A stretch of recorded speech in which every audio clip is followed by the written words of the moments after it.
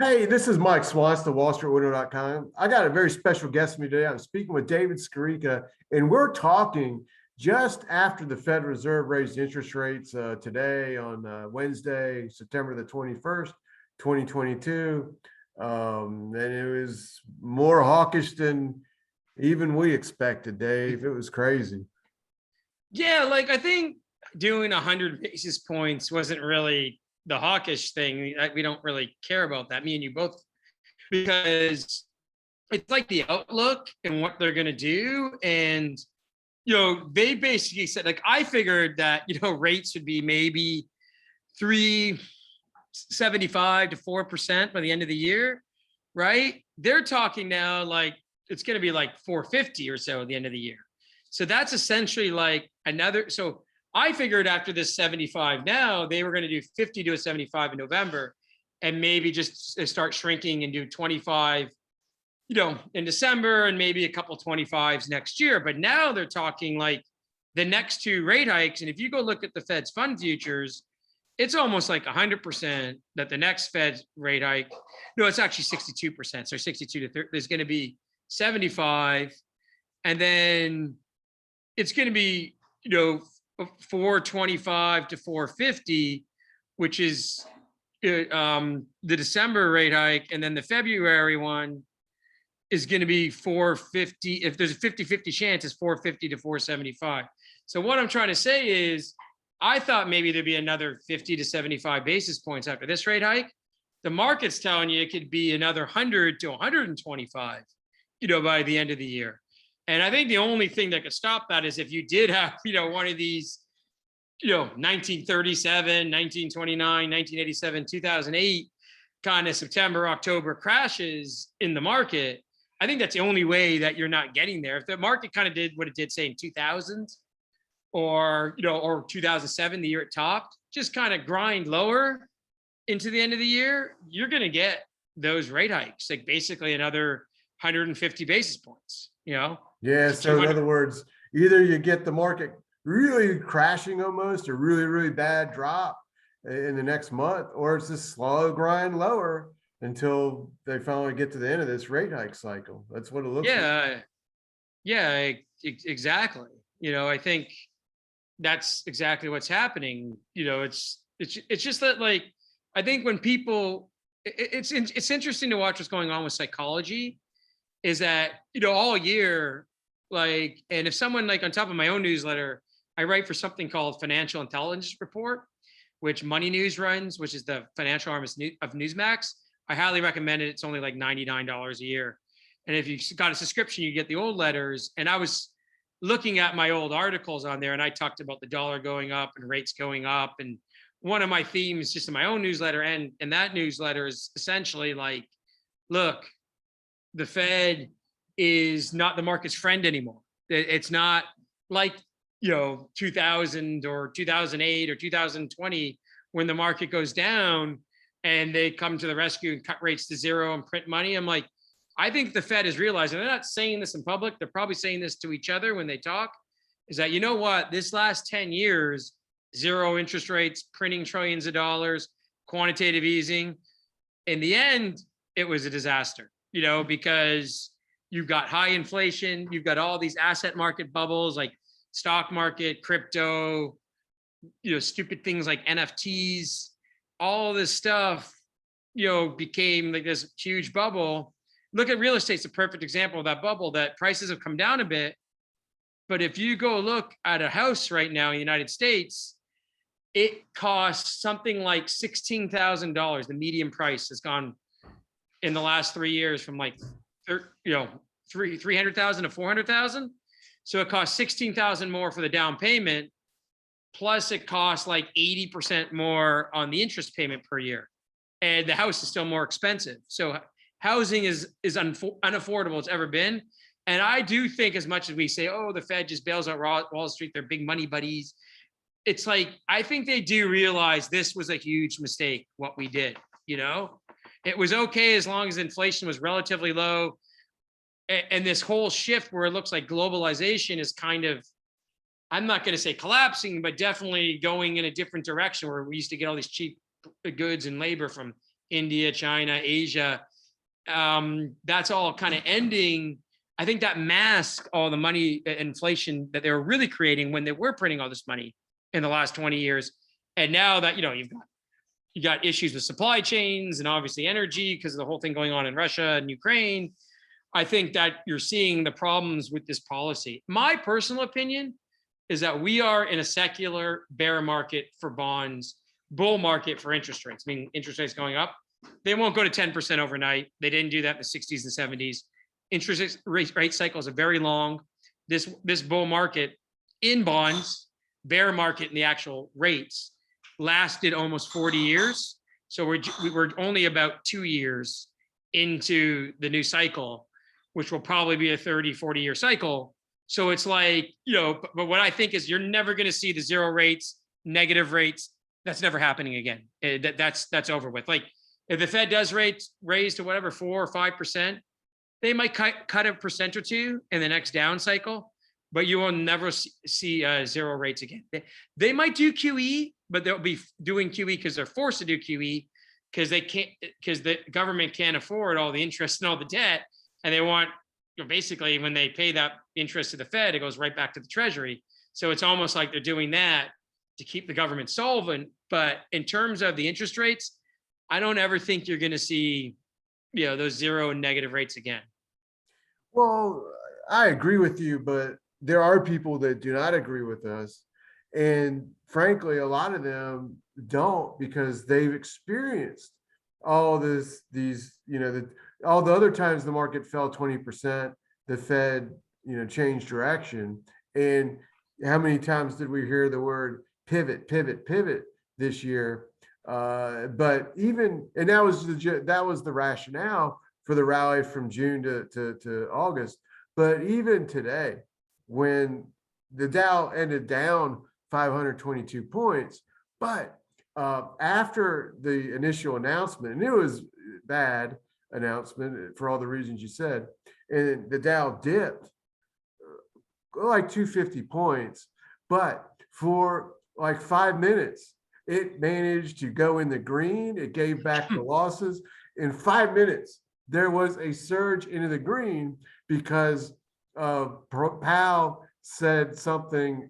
Someone asked him, is there a risk of a recession? And he did admit that there is one. So there are people watching every word, and they grasped onto that to thinking pivot, and they bought. But it only worked for like 5 minutes, and then the Dow finished down over 500 points. And here's another thing you have to realize about the whole thing with pivot, right? Is that the whole thing with pivot is like, I don't think at this point it would matter because, we both lived through 2000, 2008. And if you go look at January 2001, they pivoted. They started to cut rates. The market still went down for like another 18 months, And obviously they started pivoting right at the beginning of the bear market in July of 2007. And they cut rates all the way to zero, all the way into, the fall of 2008, the financial crisis. But I think that once these things get rolling, especially because we have so much credit, so much debt in the economy, and people get underwater in their houses, they get margin calls, whatever it may be, the pivot doesn't matter at some point. People are too far underwater. Yeah, I'm not denying that if you see a pivot at some point in the next, 6 to 12 months, there'll be a very nice stock market rally off that pivot.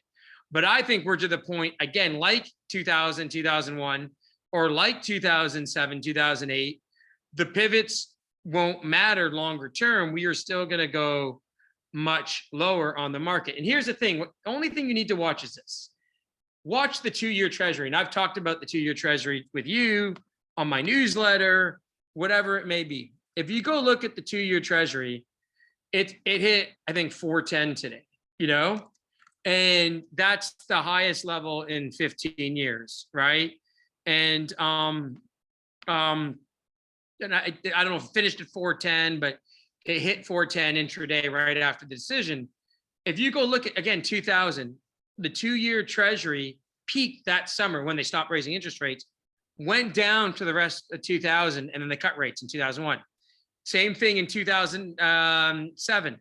The 2-year Treasury began to start going down in yield during that summer and into the end of the year when they started cutting rates. The 2-year Treasury is still making new high yields every day. That's telling you they're going to continue to raise rates. Now, maybe at some point, the yield curve is inverted. The 2-year Treasury is 4%. The 10-year Treasury is 350. And also, as we know, inverted yield curves always happen, before recessions. Happened in 2019, happened in like 2006, et cetera. But the question is, when does that finally happen? And I think as long as that 2-year Treasury is making new highs, it's not going to happen. There's going to be no stop in raising rates. There's going to be no pivot, et cetera. So and it's tough. In the summer, the 2-year Treasury did go from 340 to 290, and the market was wrong. The market thought during the summer that the pivot was coming, and it didn't happen, and then it went to new highs.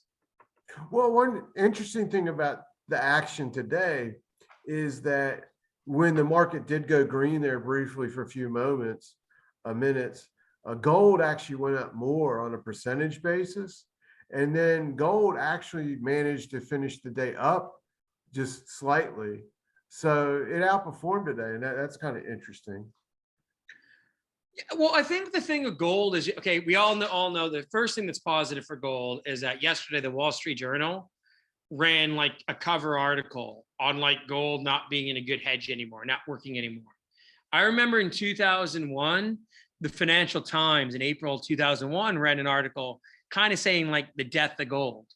And if you go look at gold between like late 2000 and that April 2001, there was a bottoming formation, and gold went to like 250 an ounce. And of course, that was the bottom of the last, 20, 25 years. And then, gold went up basically for 10 years, 11 years after that. And I think in 2015, in July, there was another article, I think it was on CNN, and they were saying that, I think they were getting one of these perma bear types, and the guy was saying gold was going to $350 an ounce. It was still over 1,000 at the time. That, gold essentially bottomed over the next 4 months, and then of course had a really nice bump in the first half of 2016, and then basically went actually to all-time highs over the next 6 years. So I think when we look at like that kind of negative sentiment, we're nearing a bottom. But I think the problem with the gold bulls is they just think, oh, that's the bottom. Well, in 2001, when that article came out, that was the bottom in gold prices, but really, it didn't really move for about another, 7-8 months really well, like the gold stocks, gold price itself, et cetera. And then in 2015, it didn't bottom for another 4 months. So I do think this fourth quarter is going to be like the fourth quarter of 2015, the fourth quarter of 2000, the fourth quarter of 2018. We're going to see a bottom in gold, and it's a great buying opportunity. But I don't know just of some article in the Wall Street Journal. But yeah, it is positive. It was up today. And the other aspect of gold is this. Let's say we do break the lows. And let's face it, we're only a few hundred points from the lows in both the Dow and the S&P, after the sell-off today. So we're very close. Now, it might act as support. We might see some bounces coming off that. But if we break those lows, I think at some point, gold does become that safe haven. It does go from just selling off with everything to rallying with everything, and then you can see the S&P right there. And there's another point. I just did an article for my subscribers, or a video for my subscribers, and I went back like to all these past market busts when you had a bust, and then you went back to the support. And then what was really interesting was this, like in 2008, 2000, you had these bounces before everything kind of fell apart. And then, but in 87, 29, 37, when the market broke that support level, the market completely fell apart and crashed. And I'm not predicting a crash by any way or means, but here's the interesting about 89, 37, and 29, 87, and 37. Each of those cases, we were in the midst of a tightening monetary policy. where like 2000, like I said, the Fed stopped raising rates in June. 2-year Treasury was coming down. 2008, they were propping up the market for like a year before it crashed by continually cutting rates. But we don't see the Fed on the market side. We see them saying, like me and you were about as hawkish as anyone I know, and they were more hawkish than I even thought today. Yeah, You know? no, Yeah.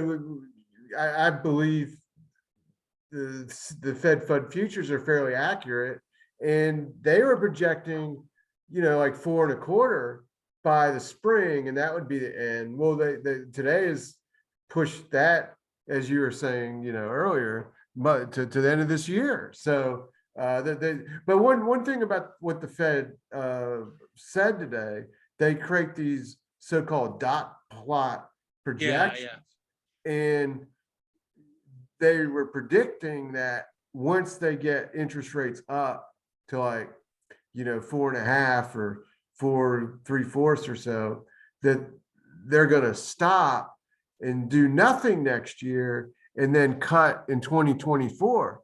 So they're basically saying that they don't want to lower rates till 2024. I mean, that's a long time from now. And, kind of politically, it makes sense because that's when the presidential election year is. So can you do me a favor and show Sure. the S&P? We were talking about this a bunch of times today. Show it in. Sorry, I got a call coming in. I'm gonna get rid of that call. But can you show the S&P in 1994?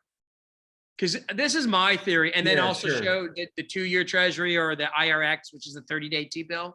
That will kind of show you what happened to interest rates. My theory right now is, but the only time the Fed created the so-called soft landing, where they raised rates, inflation came down, there wasn't a recession, was 1994. And what happened in 94 is they raised rates from about 3% to 6%.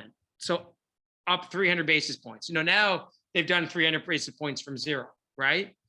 And what they wanted to do, and then you can see in late 94, the market started to take off. And then in early 95, they cut rates all through 95 from about 6% to 5%, right?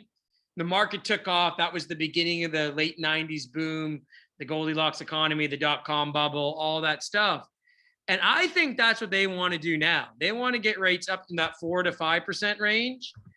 And then, because those rate cuts you're talking the about. symbol for the bond that you Oh yeah. I just do IRX. That's the 30-day T-bill. Yeah. That will show you it. Okay. Oh yeah, so they raised rates from 3% to, and then notice they raised to 6, and then they only cut it to about 5. And then you can see in 1996 nothing happened in 96. You get the IRS, you can see it went about flat all through 96. Yeah. So I think that's what they want to do now. They want to raise rates to 4 to 5%, hope they get a soft landing. And then even when they cut them, like my statement earlier was, they don't want to cut them to 0 again. No. They want to do what they did in 95. They want to cut them from, whatever. Let's say they get them to 4.5. They want to cut them to 3.5, and then just leave it there. So I think that's what they're trying to do. But like I've said, if you go look at like the early 90s, that recession, or 2000s, the dot-com bubble, or 2008, every time the Fed has kind of done this, they've kind of like failed, and there's been a recession. Like I guess you could say in 2018 they pivoted, but all they did then, I don't agree that they did the right thing then. All they did then was add fuel to the fire and make the bubble even bigger, right? Like in 2018, 2019, they should have had the guts. You're talking about election years, to just say, no, we're going to keep raising rates. We don't care if the stock market goes down 30 or 40%, because it was down 20 fourth quarter 2018. And we don't care about that, because this will kill off the asset bubbles and all that sort of thing. But they didn't. And then the problem they ran into was that when COVID happened and the whole economy shut down and the credit markets seized up, they kind of had to cut rates to 0 and print a lot of money. So, in fairness to the Fed in 2020 was, what else could you do when everything just had collapsed like that, right? But of course, you could argue if they had cut rates to zero in, or sorry, raise rates to 4% like they have now in 2018. You could argue that basically, they didn't have to cut rates to zero in 2020. They could have cut rates to 2% or something like that. So they lowered rates in 2019, right? Before the crash of 2020. Yeah, yeah. Yeah, I mean, it's kind of crazy that they did that, ain't it? They raised in 2019. So when they did a pivot around Yeah. Christmas in 2018, Right. and you're talking about politics, I think it was political pressure. Because actually, one thing in fairness to Biden, even though I'm furthest thing from a Biden fan, is that he's basically said the number one thing right now is to get rid of inflation, So that's almost like giving the Fed the clear to keep raising rates. Where Trump back then was angry at them. He was saying, don't raise rates anymore. Obama got 8 years of zero rates. That's why the stock market went up under Obama. And him and Mnuchin were really pressuring the Fed to reverse course, and they did. They cut rates a couple times. If you go look at that IRX, if you put that up now, you can see it right there. It's on the bottom. It's on the bottom, yeah. You can see that that went from 250 to 150. Yeah, they cut rates almost 100 basis points in 2019. With Biden, I think it's political too. I mean, so so many people, they trade stocks, and that's high inflation. Sorry, I don't mean to interrupt you. Yeah, screws the average person more than the top few percent of people trading the stocks like gambling junkies. Yeah, and even if you are Robin, that's what I was telling people, and it's hard for people to grasp that if they're spending 8 hours a day staring at the stock market and obsessed with it. But the thing is, say you got a Robinhood account, you got $5,000 in it, and the stock market's falling and you're losing money in the stock market.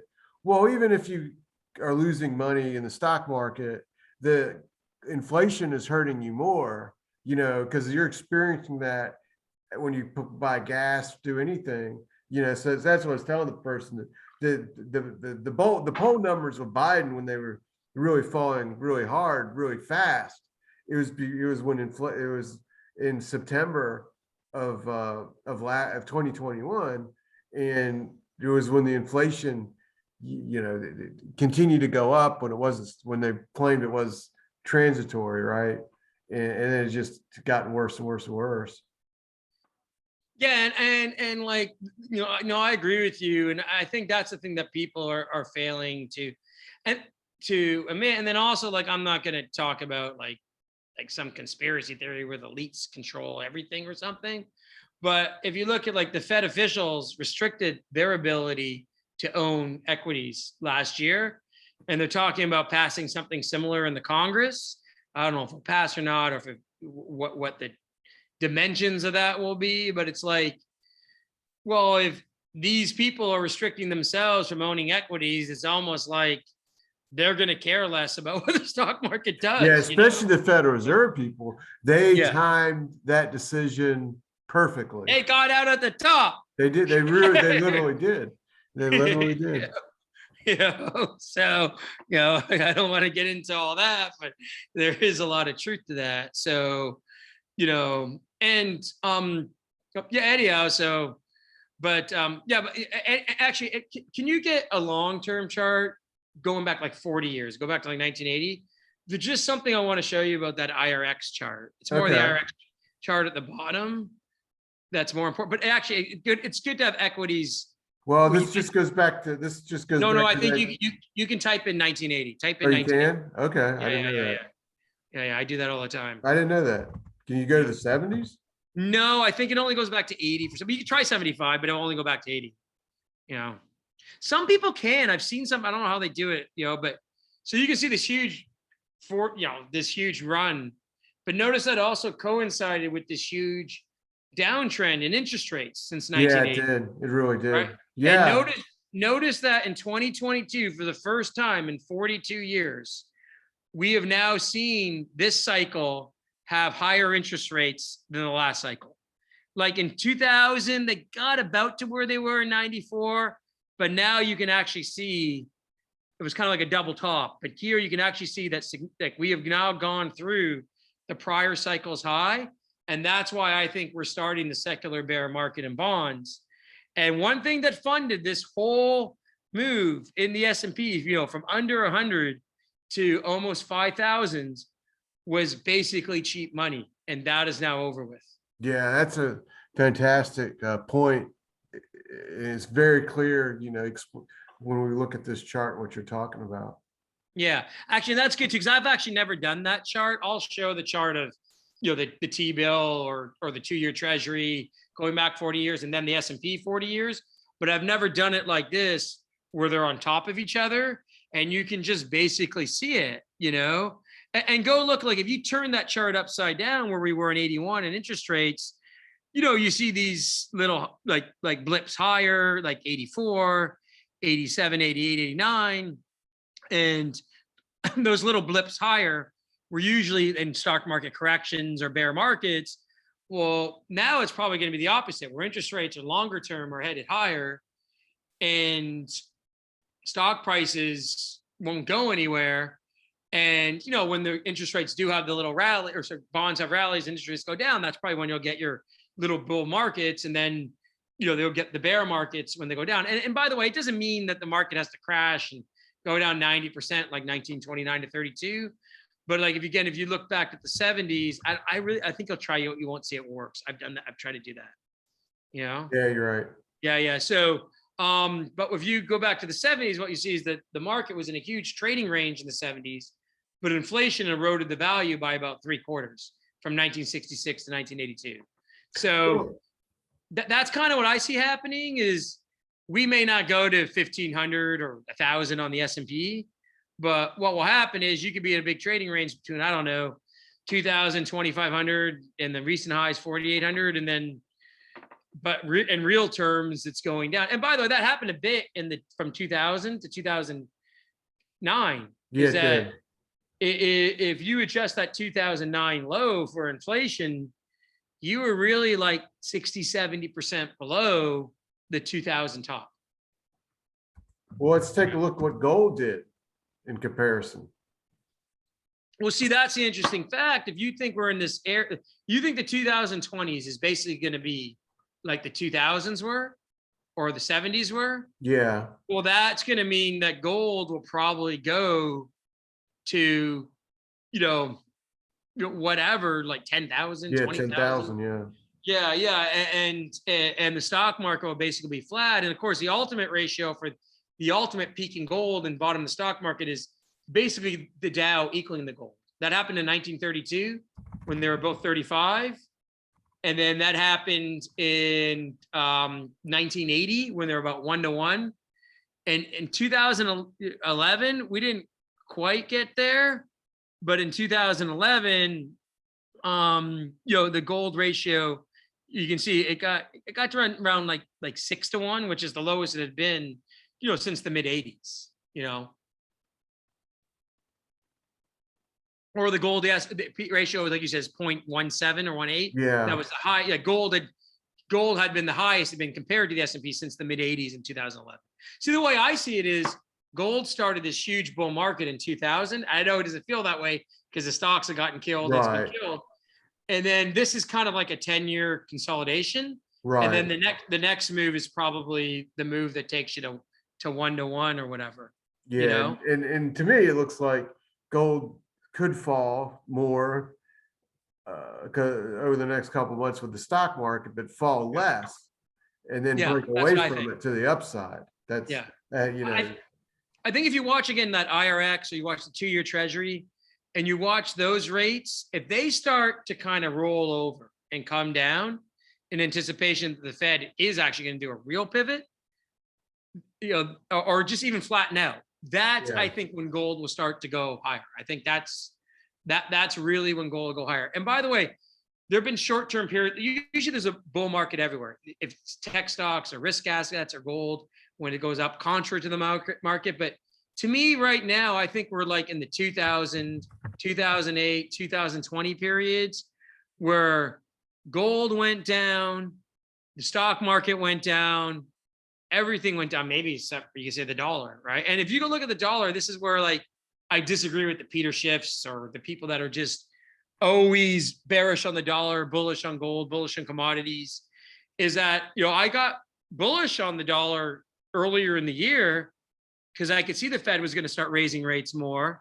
And now with this disaster with energy in Europe and a disaster in Australia and Canada, because they have much bigger housing bubbles in the United States, I can't, and go look at just look at the chart. The dollar broke resistance at around 104 or 105. And if you just look at the chart, if you didn't know what that chart was, and you didn't know it was US dollars, it was a stock, you would probably think it's going to go back to those 2000, 2001 highs. Yeah. Yeah. Which is about another 10%. And by the way, the euro hit 83 cents in 2001. And the euro had a lot less problems than it has now,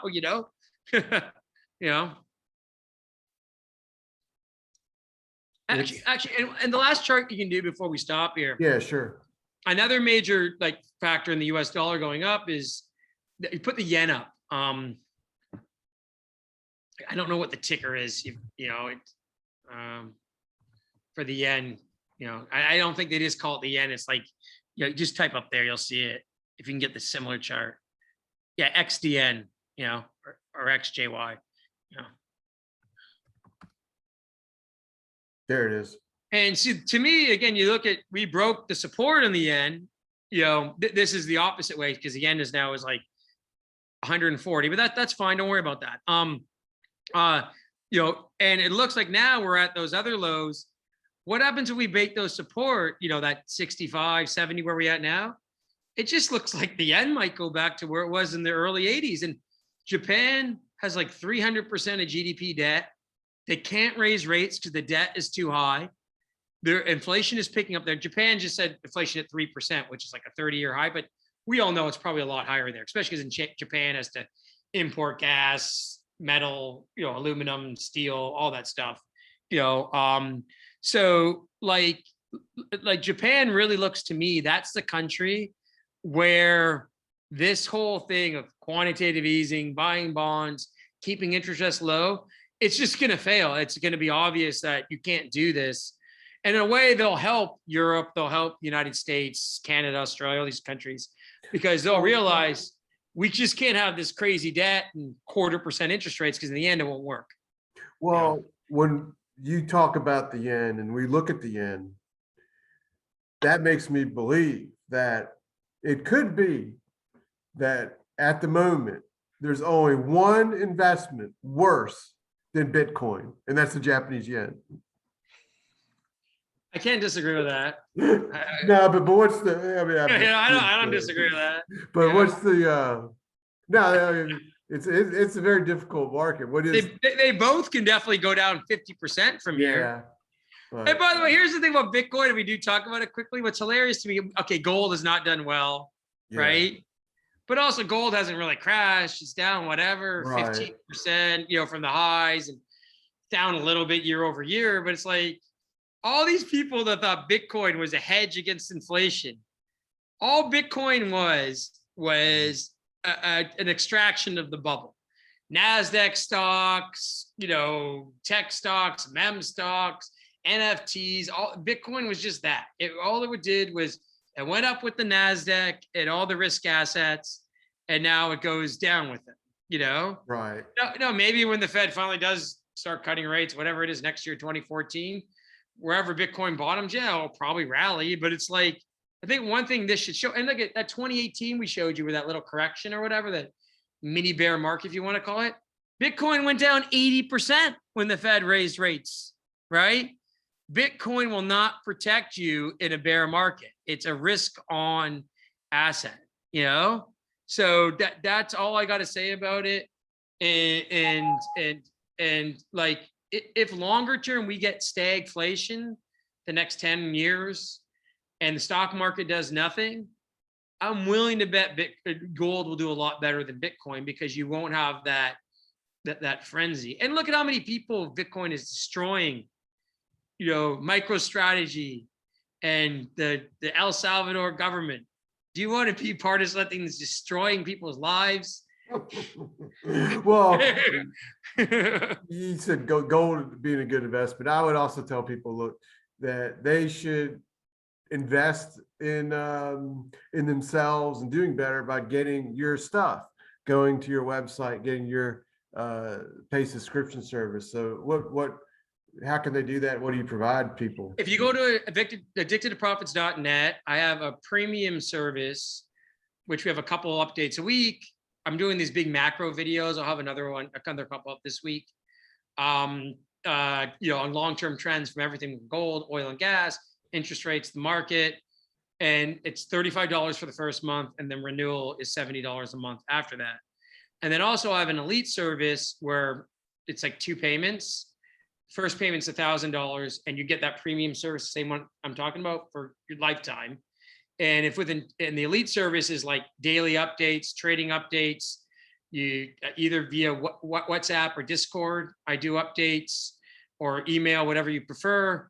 And we do options trading in that. We do private placements in companies in that. When the mining sector finally comes back, I'll have some good deal flow and, like opportunities.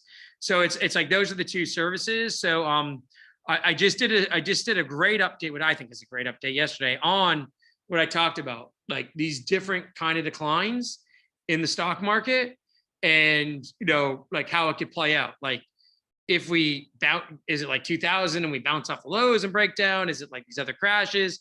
And I show all the history of how the market traded then, how interest rates traded then, all of that kind of thing, So, it's like, this market's been kind of a grind. It hasn't been obviously a crash, but, now we're kind of, after that summer rally, we're rolling over again. And it would just be interesting to see, because I think now, at least today, I don't know why anyone would figure after today that the Fed is going to pivot. Like, I think that hope is basically over with. So yeah. Well, just have to ride it out and be ready to buy when it's over. Yeah. The declines are over. Well, thanks for taking the time to talk to me and everyone else, and we'll do a follow-up video soon. Yeah.